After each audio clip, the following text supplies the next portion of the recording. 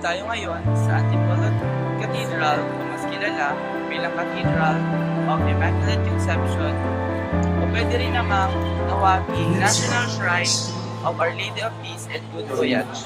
Tara, pasukin natin ang paligaya nito. Ang Antipolo Cathedral ay itinayo noong 1632 sa Antipolo City sa pangunguna ni Reverend Juan Salazar.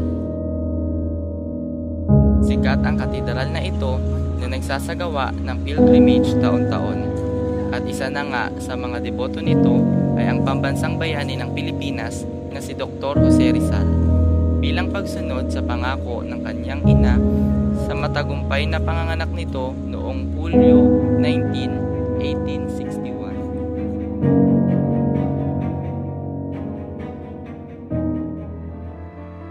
Ang simbahang ito ay mahalaga para kay Rizal. Ngunit, upang mas maunawaan natin ang kanyang pagkatao, samahan niyo ako na puntahan ang isa sa mga universidad na kanyang pinasukan. Marahil nagtataka kayo kung nasaan ako ngayon. Nandito ako sa Intramuros na kung saan dating nakatayo ang Ateneo de Manila o mas kilala noong Escuela Pia de Manila. Ateneo de Manila University ay tinayo noong 1859. Ito ay isang mababang pampublikong paaralan na itinatag sa Intramuros para sa lungsod ng Maynila. At noong Oktubre, inutos ng Gobernador General na palitan ang eskwela munisipal ng maliit na pribadong paaralan sa ilalim ng mga Heswita. Mayroon lamang itong 30 mga batang estudyante.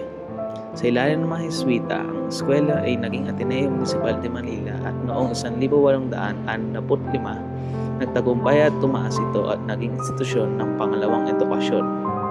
Si Rizal ay nagbalak na pumasok sa Ateneo de Manila, ngunit hindi agad siya dito natanggap dahil ito sa kanyang panlabas na katangian.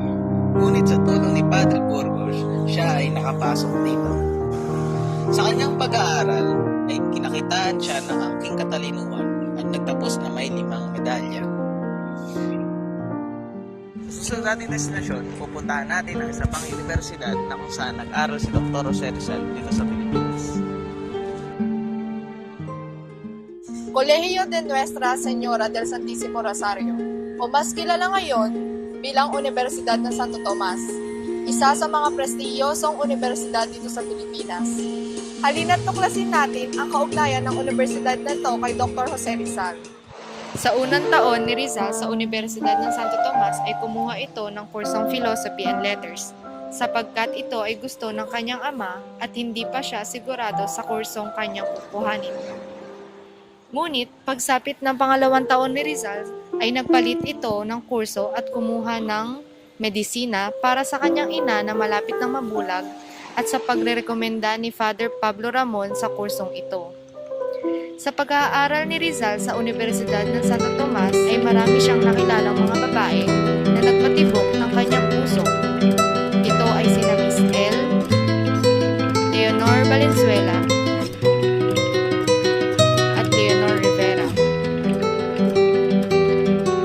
nagkaroon din ng mga sekretong organisasyon na ginawa si Rizal noong 1818 na tinatawag na kumpanyerismo.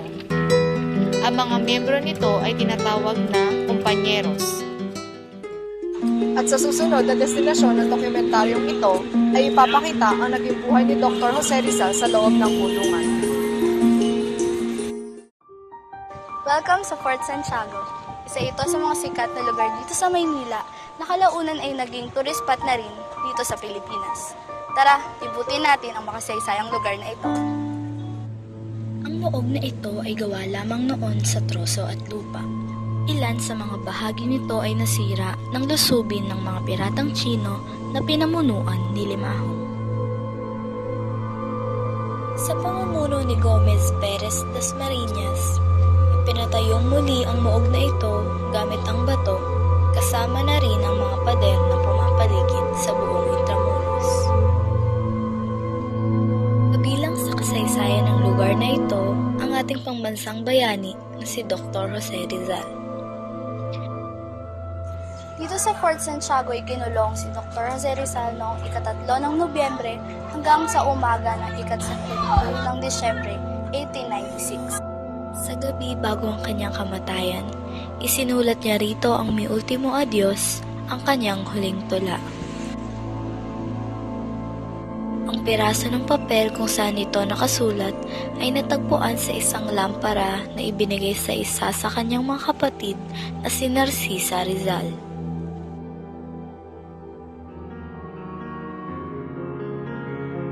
Tunay ngang maaalala natin si Rizal dito sa Fort Santiago dahil sa loob nito ay mayroon siyang dambana kung saan makikita ang ilan sa mga replika ng mga dokumento,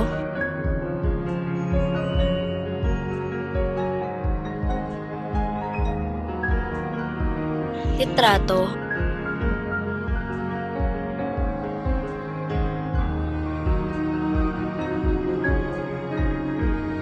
at mga rebulto tungkol sa kanya.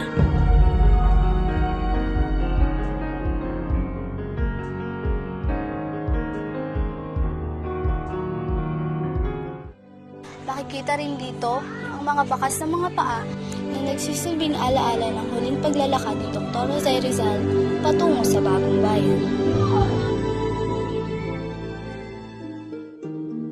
Siguro naman alam nyo na kung nasan tayo.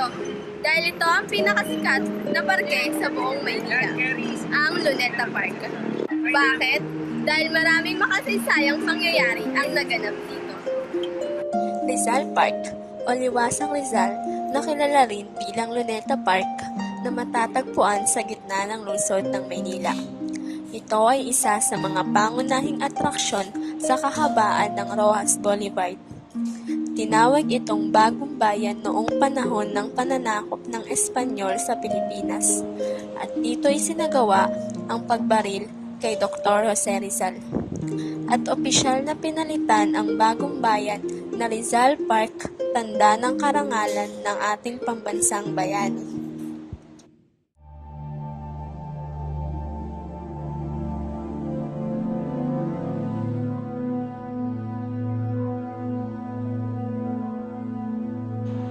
Narito tayo ngayon kung saan isinagawa ang sentensyang pagkamatay sa ating pambansang bayan.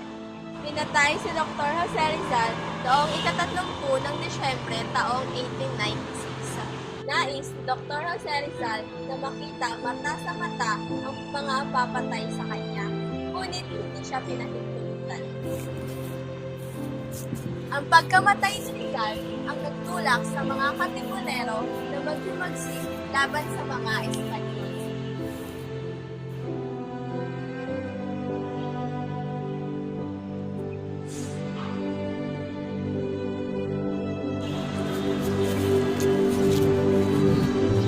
Dito, sa kanyang kinatatayuan, siya ay binaril ng mga Espanyol.